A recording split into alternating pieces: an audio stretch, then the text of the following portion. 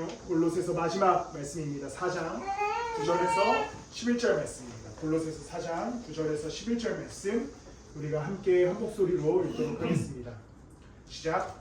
그리고 사랑받은 신실한 형제인 오네시모도 같이 옵니다. 그는 여러분의 동양인입니다. 그들이 본 사정을 모두 여러분에게 알려드릴 것입니다. 나와 함께 갇혀 있는 아리스타고와 바나바의 사촌인 마가가 여러분에게 편안합니다. 마가가 여러분에게 하거든 잘 영접하는 지시를 여러분이 이미 알았을 줄 압니다. 유스토라는 예수도 무난합니다. 할례받은 사람으로서는 이들이 하나님의 나라를 위하여 일하는 나의 동역자이고 나에게 위로가 되어준 사람들입니다. 유스토라고 하는 예수라고 해서 약간 좀 혼란하실 수도 있는데 당시 예수라고 하는 이름도 그냥 유대인의 한 이름이었습니다. 네, 그래서 유스토는 그의 로마식 이름이다라고 보시면 되고요. 네, 그렇게 해서 우리가 함께 말씀을 좀 보도록 하겠습니다. 8월 마지막 주일입니다. 또 이제 다음 주는 다시 이곳에서의 예배를 마무리하고 또 브리진 패스 사역원으로 돌아갑니다. 9월은 좀 시원했으면 좋겠고 또 뭔가 그곳이 쾌적했으면 좋겠고 그래서 우리가 그곳에 갔을 때 다시 마음이 좀 편안했으면 좋겠다 이런 마음으로 기도하고 있습니다. 오늘 바울의 마지막 골로새서의 마지막 이야기는 바울의 다른 서신들과 아주 비슷하게 안부 그리고 인사 그리고 기도 이렇게 마무리되어지는 하나의 장면입니다.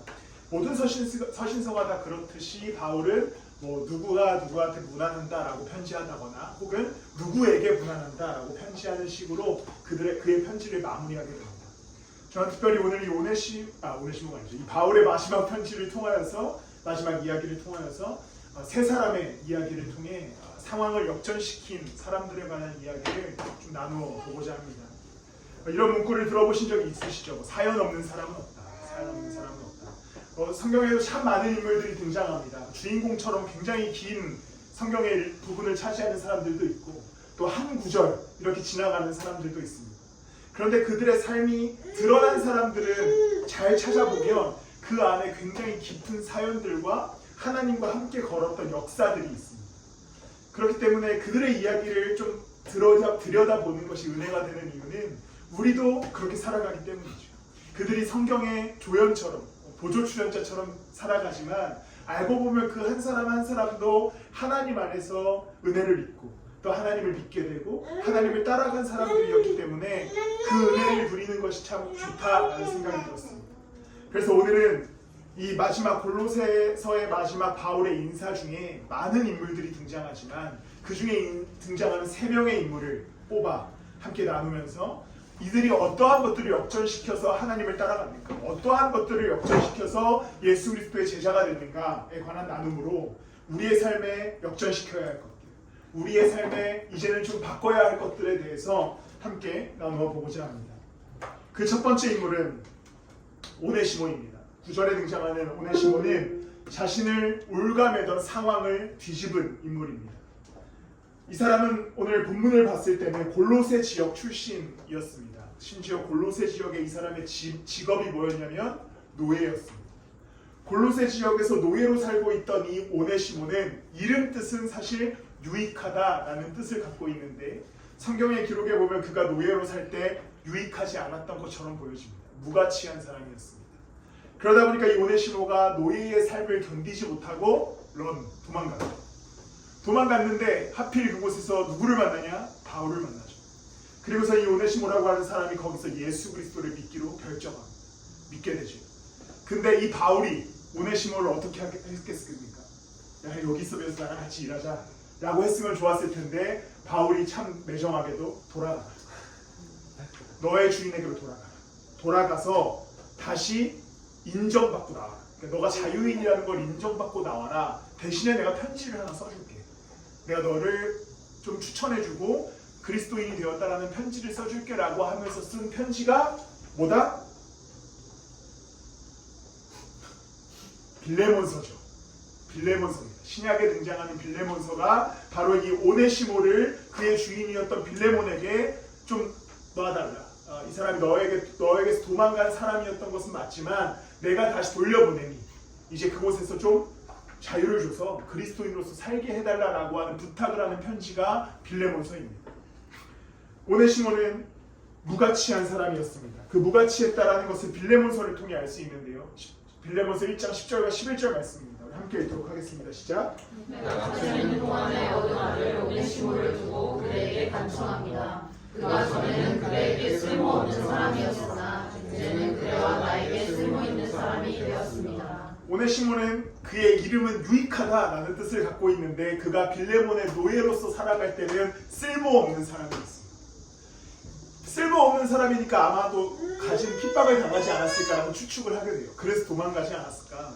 그런데 바울이 이제 그를 어떻게 얘기합니까? 나에게 쓸모있는 사람이 되었습니다. 그는 노예였을 때는 쓸모없는 사람이었지만 예수 그리스도를 믿게 되고 그가 상황을 역전시켜 쓸모있는 사람의 삶으로 돌아서게 됩니다. 그는 예수를 만나자 상황을 완전히 뒤집게 됩니다. 형세를 완전히 뒤집어서 그가 그리스도의 일꾼으로서 살아가게 되는 것이죠. 그리고 나중에 성경에 나오지 않은 역사를 보면 교회사적으로 교회 안에서 오네시모가 리더가 되고 빌레몬이 그 아래에서 교회를 섬기게 되는 아주 극적이고 재미있는 일도 발생하게 됩니다. 오네시모는 노예였습니다. 심지어 노예 중에서도 쓸모없는 노예였습니다. 그런데 그가 그 상황 속에서 예수 그리스도를 믿고 바울과 함께 그리스도를 따르기로 결정하자 그는 그리스도 안에서 쓸모있는 사람으로 상황이 역전됩니다. 우리의 인생도 오네시모와 같이 우리를 가두는 것들이 있습니다.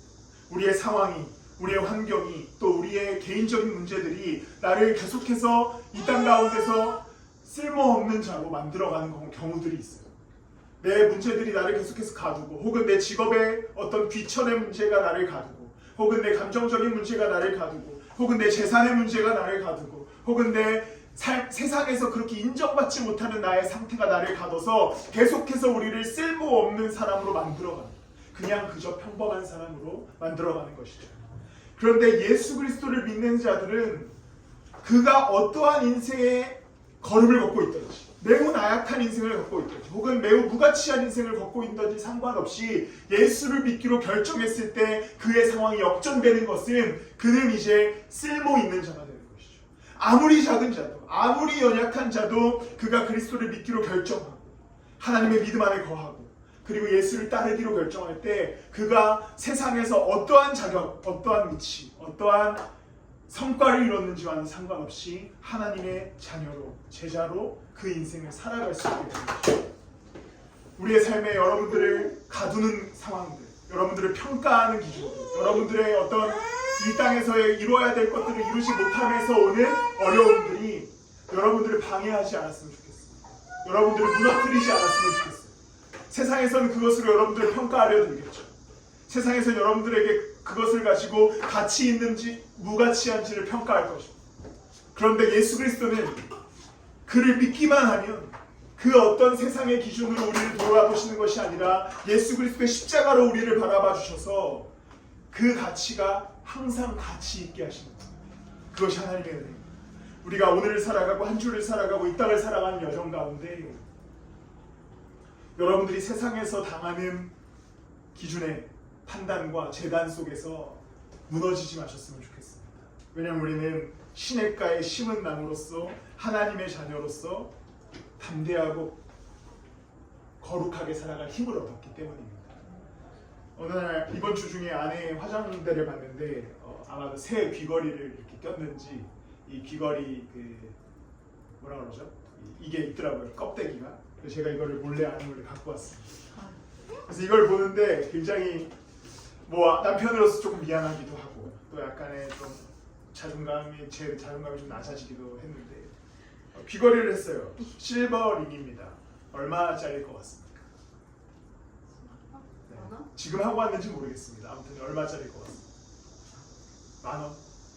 4,000원이다. 그래서 이걸 보면서 약간 딱 보자마자 4,000원짜리 귀걸이를 했는데 쇠독도 안 어울려. 나 약간 이런 생각을 좀 했다가 좀 미안한 마음도 들었다가 근데 나중에 생각해보니까 그 4,000원짜리를 아내가 끼니까 4,000원 같아 보이진 않는다. 좋아서 15,000원 정도? 이렇게 기준이 올라갔다. 아내가 이것을 끼니까 기준이 올라갔다라는 생각이 들더라고요. 우리가 그렇습니다. 우리가 세상에서는 계속해서 4,000원, 3,000원, 2,000원 떨어지는 가치를 갖고 있을 수 있어요. 야, 네 나이에 그거밖에 이루지 못했냐? 너가 지금 할 수 있는 게 이게 끝이야? 이게 최선이야? 이게 전부야? 그 직업으로 먹고 살 수 있겠어? 그렇게 살아서 평생 잘 안전히 살 수 있겠어? 라고 하는 의구심을 우리 앞에 계속해서 기준을 갖다 놓습니다. 그런데 우리의 삶은 누구에게 선택받았습니까? 예수 그리스도께서 우리를 택해 주셨죠. 예수 그리스도께서 우리를 자녀 삼아 주셨죠. 그러자 바울이 오네시모를 두고 얘기한 것처럼 그대에게 쓸모없는 사람이었으나 이제 그대와 나에게 쓸모있는 사람이 되었습니다. 이것이 우리에게 예수님께서 해주시는 동일한 선언입니다. 십자가를 믿었고 그 피로 구원받았다면 너희가 세상에서 어떠한 가치로서 평가를 받고 어떠한 기준으로서 너희들이 상태가 평가를 받더라도 상관없이 내 자녀다. 가장 가치 있는 자다. 가장 쓸모 있는 자다라고 하는 선언의 상황의 역전이 일어나요. 그러니 한 주간 어떠한 세상의 파도가 문제가 여러분들을 평가하는 기준들이 여러분들을 덮친다 할지라도 두려워하지 마십시오. 예수 그리스도께서 여러분들을 두고 말씀하시기를 야, 얘 나한테 가장 쓸모 있는 사람, 나한테 가장 쓸모 있는 내 아들이고 딸이다 라고 선언해 주실 것입니다. 그 가치 있는 하나님의 평가 안에서 상황을 역전시켜 살아가시는 여러분들이 되시기를 예수 그리스도의 이름으로 축복합니다. 두 번째는 마가가 등장합니다. 이 사람은 실패를 뒤집은 인물이에요. 그로업 때 제가 이 사람 이야기를 해서 알고 계신 분도 계시겠지만 다시 한번 설명해 드리면 마가는 여러 번 성경에 등장합니다. 그는 부잣집 아들이었어요. 그가 부잣집 아들이었던 것을 추측할 수 있는 것은 성령 강림이 어디서 일어납니까? 마가의 다락방에서 일어나죠. 거기에 몇 명이 모입니까? 120명이 모여요. 다락방에 120명이 모입니다. 그러면 그의 저택이 어마어마했다는 것을 알 수 있죠. 그런데 이 마가는 그 부잣집 아들로 태어나서 잘 살아가고 있다가 예수를 만나요. 예수를 만났는데 그가 심지어 헌신해서 바울과 바나바를 따라 선교에 헌신하게 됩니다. 그런데 이제 사도행전 15장 37절부터의 말씀을 보면 그러나 바울은 밤빌리아에서 자기들을 버리고 함께 일하러 가지 않은 그 사람을 데리고 이 사람이 바로 마가입니다. 바울을 밤빌리아에서 버리고 도망갔던 마가를 바울은 데리고 가고 싶어 하지 않아요. 나 양 데리고 갈래. 그러자 바나바가 그래도 데리고 가자. 왜냐면 바나바 사촌이었거든. 약간 혈연. 그래가지고 이제 바나바는 나 마가 데려가야겠다. 그리고 바울은 못 데려가겠다. 그래서 39절에 보면 그래서 그들은 심하게 다툰 끝. 바울도 싸워요. 바울도 싸운다고 심하게 다툰 끝에 서로 갈라서고 막. 그래서 바울과 바나바가 이때까지는 함께 사역하다가 이 마가로 인하여서 바울은 따로 이제 가게 되고 바나바는 마가를 데리고 떠나게 됩니다. 그리고 나서 마가의 기록이 사라집니다. 왜냐하면 성경은 바울이 많이 기록했기 때문에. 그런데 이제 바울이 죽을 때가 됐습니다. 디모데후서가 바울의 마지막 성경이라고 볼 수 있는데 그 마지막 때가 되어서 이제 바울이 바울이 디모데후서 4장 11절에 이렇게 기록합니다. 제가 대신해서 읽어드리겠습니다. 누가만 나와 함께 있습니다. 그대가 올 때에 마가를 데리고 오십시오. 그 사람은 나의 일에 요긴한 사람입니다. 나의 일에 아주 요긴한 사람이다 라고 얘기합니다. 마가는 사역 초창기에 바울과 함께 따라 나섰다가 그 모진 고통과 막 그 선교지에서의 살아가는 삶의 어려움 때문에 도망가요. 바울을 버리고 도망갑니다. 그런데 그가 다시 바나바가 그를 믿어주었고 바나바와 함께 사역하면서 성장해 나가자 시간이 많이 흐르고 나서 그가 어떻게 되냐면 바울에게 매우 요긴한 사람이 됩니다. 마가는 분명히 실패했던 사람입니다. 분명히 그가 예수 그리스도를 떠났던 사람입니다. 그가 분명히 사역에서 실패했던 인물이고 바울에게 그것 때문에 많이 깨졌던 인물입니다. 그런데 마가는 그 실패에 머물러 있지 않습니다. 바나바라고 하는 자신의 사촌이 그를 믿어줬고 그 믿어줌 속에서 그가 다시 예수 그리스도의 길을 걷기 시작하자 그가 성장하게 됐고 결국에 그는 요긴한 사람이 됩니다. 바울에게 매우 요긴한 사람이 되는 것이죠. 우리도 실패합니다. 우리도 신앙적으로 실패할 때를 경험합니다. 예수 그리스도를 잘 믿다가도 어느 날 내 삶의 문제 때문에 그리스도를 떠날 때가 있어요. 그리고 내 신앙이 매우 차갑게 식을 때를 경험합니다. 때로는 어쩔 때는 말씀을 보면 늘 기쁘고 행복했는데 이제는 말씀을 보는 것이 매우 힘들고 지칠 때가 발생합니다. 실패를 경험해요. 신앙적 실패를 경험합니다. 그런데 그때에 우리가 해야 하는 것은 그 실패에 주저앉아 있는 것이 아니고 우리는 다시 예수 그리스도와 함께 걸을 수 있어요. 그럴 때 우리가 성장하는 거예요. 우리는 너무나 신앙생활에 있어서 항상 과거에 머물러 있습니다. 실패에 주저앉아 있어요. 그 무슨 말이냐면 우리는 늘 옛날 얘기하는 걸 좋아해요. 우리 그때 좋았지. 난 그때 참 행복했지. 나는 그때 참 예수님 따르는 게 좋았어.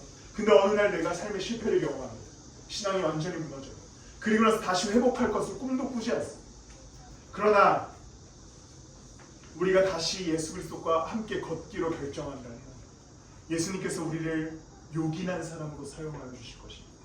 예수님의 은혜, 십자가의 은혜는 기본적으로 과거를 생각하지 않으세요. 기본적으로 그 과거의 실패에 예수께서 얽매이지 않으세요. 그러니까 십자가 지셨죠. 그러니까 죄로부터 우리를 구원해 주셨죠. 그렇다면 이제 그 십자가를 따라 살아가는 우리들은 실패에 주저앉아 있을 수 없어요. 넘어졌던 경험에 무너질 수 없어요. 그러면 다시 예수 그리스도 따라갈 수 있어요. 무슨 실패를 경험했든지 예수님과 얼마나 멀어졌었던지 상관없이 그리스도와 다시 걷기로 결심하고 걷기 시작할 때 그 과거의 실패를 통해 예수님께서 의심하거나 우리를 너는 한번 실패했었으니까 이 정도까지만 이래라고 하시지 않고 요긴한 사람으로 다시 우리를 세워가신다는 겁니다. 마가는 그렇게 성장했습니다. 그는 심지어 동역자들을 버리고 도망갔던 실패를 경험한 사람이었습니다. 그런데 그는 그 실패 안에 머물지 않아요. 주저앉지 않습니다. 예수님을 다시 따르기 시작했고 수년이 흐르고 나서 그의 평가는 요긴한 사람으로 변하게 됩니다. 과거에 머물러 계시지 마십시오. 신앙에 실패했던 경험에 계속해서 주저앉아 있지 마세요. 우리는 그렇게 그 매너리즘에 빠져서 거기에 머무르는 것이 너무 익숙한 사람들이에요. 왜냐하면 이걸로 우리의 삶이 평가되지 않기 때문이죠. 그냥 스스로의 문제이기 때문에 난 그때 뜨거웠는데 지금 뜨겁지 않아. 나는 그때는 참 열심히 교회를 섬겼는데 지금은 별로 괜찮아 라고 하면서 거기에 주저앉아 버려요. 그러면 계속해서 우리는 밤빌리아에서 도망간 마가와 같이 살아가는 거예요. 그런데 마가는 어떻게 합니까? 거기에 주저앉아서 마가가 이제 이렇게 보면서 아유 바울 선생님 열심히 하시네. 내가 도망갔었는데 고생하시네. 이렇게 하지 않잖아요. 그는 한번 도망갔으나 다시 갑니다. 다시 바나바와 함께 갑니다. 그렇게 걸어가기 시작할 때 마가는 이제 유익한 사람, 요긴한 사람으로 변하게 됩니다. 여러분 이제 이 연말 1년의 마지막 이 분기를 지나가면서 한번 헌신해 보십시오. 내가 예수와 함께 걸어가야겠다. 내가 한번 다시 그리스도의 일을 감당해 봐야겠다. 내가 이 땅을 살아가면서 말씀으로 다시 살아가 봐야겠다. 내가 하나님 붙들어 봐야겠다. 내가 예배 제대로 드려 봐야겠다.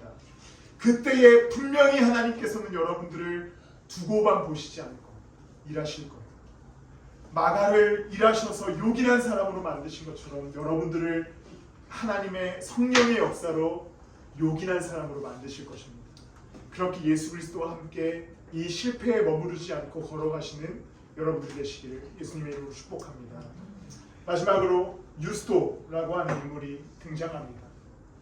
그를 바울이 어떻게 평가하냐면 11절 말씀인데요. 우리 함께 읽도록 하겠습니다. 시작. 그리스도라는 예수도 무난합니다. 할례받은 사람들로서는 이들만이 하나님의 나라를 위하여 일하는 나의 동역자들이요 나에게 위로가 되어준 사람들입니다. 유스도를 어떻게 얘기합니까? 그는 할례받은 사람들로서, 즉 유대인들 중에서는 이들만이, 아마 이제 유스도가 함께 했었던 공동체만이 하나님 나라를 위하여 일하는 나의 동역자들이다 라고 얘기하죠. 이 본문으로 보아선 유스도는 유대인이었습니다. 유대인 무리에 소속되어 있었던 정통 유대인이었죠. 그런데 그가 그 무리에 머물지 않고 그 상황과 현실에 안주하지 않고 하나님 나라를 위하여 일하기로 결정합니다. 그리고서는 일하러 가게 되는 것이죠. 그가 유대인으로서 현실에 안주했다면 편안한 삶을 살았을 겁니다. 왜냐하면 유대인 공동체 안에서 계속해서 자기의 삶을 유지할 수 있었을 것이고 가족과 자신의 친지들과 함께 삶을 이뤄갈 수 있었을 겁니다.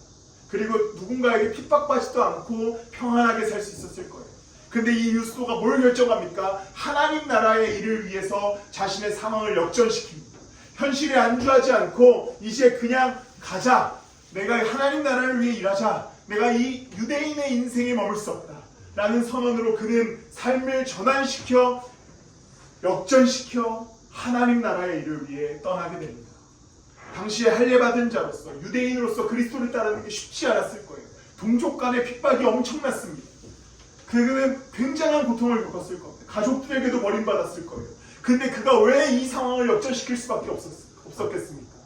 하나님 나라의 일을 하는 것이 진리였고 그것이 정답이었기 때문에 유스도는 현실에 안주할 수 없이 상황을 뒤집어 하나님 나라의 일을 위해 삶을 헌신하게 됩니다. 우리도 하나님을 믿는데 우리는 계속해서 안주하는 성향이 있습니다. 나의 신앙, 나 지금 신앙이 별로 좋지 않아. 현실에 안주하죠. 지금 하나님 나라의 일을 할 때가 아니야. 현실에 안주하고. 지금이 좋사오니 여기에 머물러야겠다라고 하면서 우리는 현실에 안주합니다. 계속해서 내가 현실에 안주하고 싶어요. 왜냐하면 하나님 나라를 위하여 일하러 가는 것이 어렵거든요. 그것은 헌신이 필요하고 희생이 필요하고 순종이 필요하니까 적당히 여기까지만 머물게 됩니다. 상황을 역전시키고 싶어 하지 않아요. 그냥 여기까지, 현실에 여기까지 지금의 평안이 있고 싶어 합니다. 그런데 우리가 정말 하나님 나라의 일을 위해서 헌신하려면 이 상황을 역전시킬 수 있어야 됩니다. 벗어날 수 있어야 됩니다. 최근에 한국교회는 문제가 많습니다. 그런데 저는 이 한국교회가 문제가 많음에서 성도들이 문제가 발생했는데 어떤 문제가 발생했냐면 교회 탓하는 거예요. 아유 교회는 희망이 없어. 그러면서 교회 일에 헌신하지 않습니다. 교회가 썩었는데. 그리고 우리는 이제 그러다가 보면 목사 탓을 합니다. 아유 목사들이 다 지금 정신 못 차리는데 내가 헌신해서 뭐해. 그러다가 이제 보면 이제 세상 탓을 합니다. 아 세상이 지금 완전히 망했는데 내가 지금 헌신해서 뭐해. 그러다가 이제 점점 가다 보면 이제 내 탓을 하죠. 아유 내가 뭐 헌신한다고 세상이 바뀌나. 그러면서 우리는 계속해서 현실에 안주해요. 근데 잘 생각해 보십시오. 정말 무너진 교회를 안타까워하는 마음으로 생각하면서 현실에 안주합니까? 아니면 그 현실에 안주하는 것이 편해서 안주합니까? 대부분의 사람들은 정말 안타까운 마음이 있어서 안주하지 않아요. 자기가 편하니까 안주하는 거죠. 교회 탓하면 얼마나 편합니까? 야 교회 다 무너졌어. 다 무너졌어. 나는 안 가도 돼. 나 안 해도 돼. 이미 무너졌는데. 목사들 봐봐. 다 썩었어. 다 썩었어. 내가 뭐 한다고 달라지겠어. 그리고 현실에 안주하죠. 세상 봐. 이제 뭐 예수님 오실 건데 내가 뭐 지금 뭐 해서 뭐 하냐? 나는 그냥 여기가 좋사오니. 근데 잘 생각해 보면 다 현실에 안주하는 사람들이 지금이 너무 편하거든. 이 어려운 세상, 이 어려운 나라, 이 어려운 교회 가운데 내가 헌신하면 힘들어요. 그러니까 그냥 현실에 계속 안주합니다.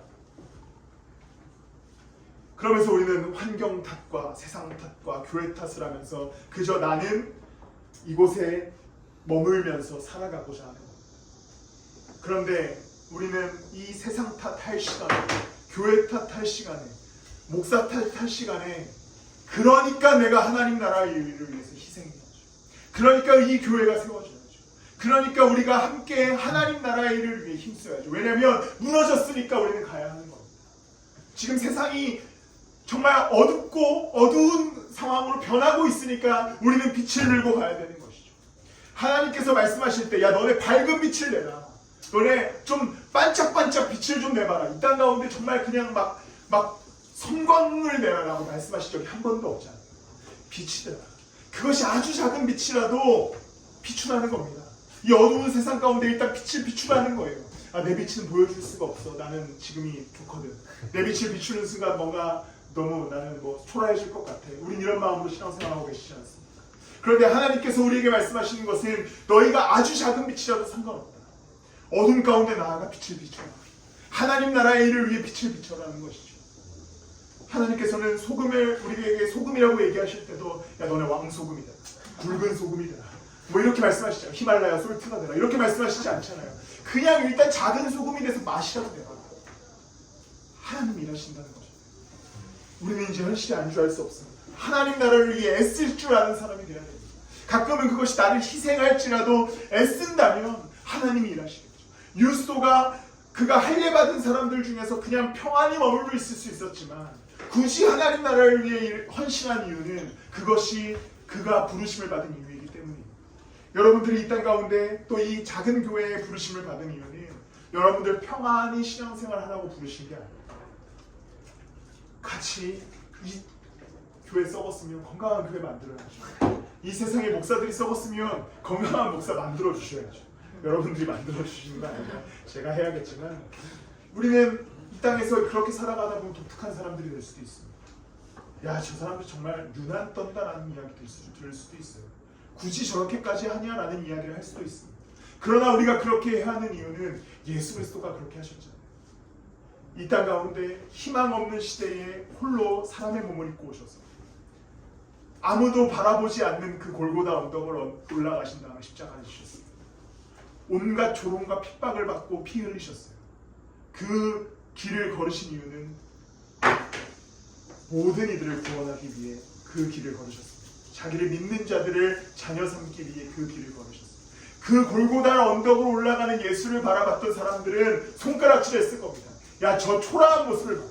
저 말도 안 되는 모습을 봐. 십자가셨다. 그런데 그 역사가 일어나고 나자 이제 우리는 지금 어떻게 고백합니까? 그 십자가로 우리가 구원을 받아. 그 피로 내가 죄사함을 받아. 그 피로 내가 하나님의 자녀가 됐다.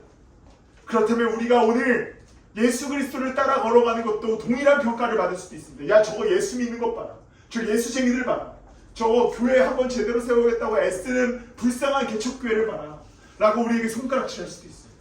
그런데 우리가 하나님 나라의 일을 위해 애쓸 때, 우리의 상황을 역전시켜서 하나님을 따라가기 시작할 때 당장은 그런 평가를 받을지라도 결국에 우리는 야, 저 사람들 요긴하겠습니다. 하나님 나라의 일을 위해 유익한 교회다, 유익한 자들이다라고 하는 평가를 받게 될 것입니다. 사랑하는 성도 여러분, 지금에 머물지 마십시오. 지금 편하다고 해서 머물지 마세요. 솔직히 말해서 제가 만약에 성도였으면 저는 이 교회 다니는 게 되게 편할 것 같아요. 목사가 말도 잘 못하죠. 뭐 부탁도 못하죠. 맨날 미안하다고 하죠. 뭐 안 한다 그러면 하지 말라고 하죠. 뭐 강제성도 없죠. 뭐 성경 읽으라고 말만 하지 뭐 검사도 안 하죠. 숙제도 없죠. 뭐 얼마나 편합니까? 야, 진짜 짱 편하겠다. 내가 만약에 목사였으면. 그렇게 편하게 하는 이유가 뭡니까? 같이 상황을 역전시켜보자는 겁니다. 강제로 막 가자고 하는 게 아니라 우리 함께 한번 제대로 된 교회를 만들어가기 위해서 저도 그렇게 하는 거죠. 사실은 뭐 말 못하긴 하죠. 하지만 같이 우리가 걸어가는 여러분들이 됐으면 좋겠습니다. 상황을 역전시켜 봅시다. 여러분들의 상황이 한 명이 역전되기 시작할 때 이 세상에서 하나님 나라의 상황이 역전되게 될 것입니다. 말씀을 마무리합니다. 오늘 하나님의 일을 감당하는 자들의 이야기를 하면서 바울이 이런 이야기를 4장 8절에 하게 됩니다. 우리 한 목소리 읽도록 하겠습니다. 시작. 여러분에게 보내는 것은 여러분이 우리의 사랑을 알고 마음의 위로를 받게 하려는 것입니다. 이 말씀이 굉장히 재밌습니다.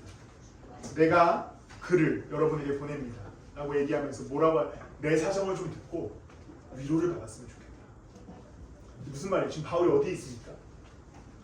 감옥에 있죠. 감옥에 있는 바울이 이렇게 얘기하는 거예요. 야, 내 소식을 좀 듣고 너네가 위로 좀 받았으면 좋겠어. 근데 이게 말이나 됩니까? 예수님 잘 따르다가 감옥에 갇혔어요. 감옥에서 생 고생하고 있는 바울이 내 소식을 듣고 너네가 위로받았으면 좋겠어. 왜 그럴까요? 그가 감옥에 갇힌 이유는 예수 그리스도를 따르다가 감옥에 갇혔기 때문에, 그가 그리스도를 정말 헌신하여서 따르다가 감옥에 갇혔기 때문에 그가 비록 감옥에 있었으나 그것이 성도들에게 위로가 되는 것이죠. 이제 우리가 서로에게 위로가 되는 방법은 세상에서의 성공이 아닙니다. 막 갑자기 누군가가 엄청난 성공을 해서 교회의 위로가 되지 않아요. 그러나 우리가 서로가 서로에게 위로가 되는 이 방법은 지금의 그 작은 상황을 역전시켜서 하나님 나라의 일꾼으로, 또 순전한 그리스도인으로, 또 이 어둡고 부정확한 세상 속에서 빛과 소금으로 살아가는 여러분들의 삶이 교회와 모든 이들 가운데 위로가 될 것입니다. 이제 한 주를 시작하시면서 여러분들에게 많은 삶의 일들과 세상의 일들이 있겠지만 그것을 감당하는 인생 속에서 먼저는 그 가운데 어떻게 하나님 따를 것인가를 고민하는 여러분들이 되시길 바랍니다. 하나님이 그 역전하고자 하는 여러분들을 통해 일하실 것입니다. 그렇게 걸어가시는 여러분들이 되시기를 예수 그리스도의 이름으로 축복합니다. 우리 마지막으로 찬양하실 텐데요. 아까 함께했던 찬양입니다. 너는 신의